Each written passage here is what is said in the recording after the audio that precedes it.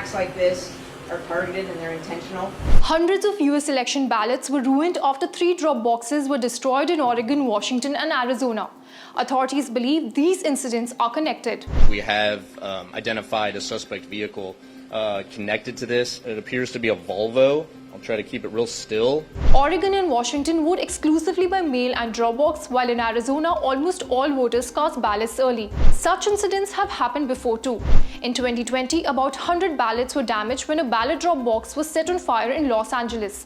That same month in Boston, dozens of ballots were burned when a man described as emotionally disturbed set a drop box ablaze near a library. But then why does the US rely on paper ballots?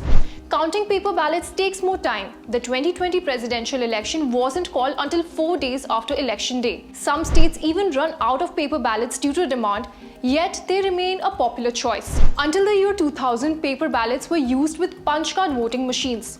But after the controversial Bush-Gore election in 2000, which led to a recount due to hanging charts, things changed. Hanging charts are tiny pieces of papers that remain partially attached to punch card ballots when voters don't fully punch them out, creating uncertainty about whether the vote was correctly recorded. Then the US invested $3 billion in paperless electronic voting machines or direct recording electronic machines. By 2006, electronic voting machines became common, but paper ballots never disappeared. By 2022 midterms, about 70% of voters used hand-marked paper ballots, and 23% used ballot marking devices with a paper record.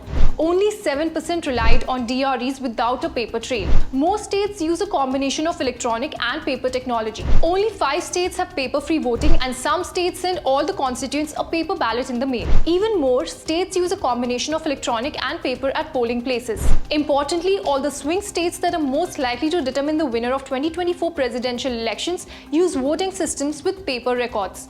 Tom Hicks, chairman of the Election Assistance Commission, had said that the primary reason that many states continue to use paper ballots is because of security and because of voter preference. That's because paper ballots allow voters to verify how they voted and officials to cross-check results in post-election audits.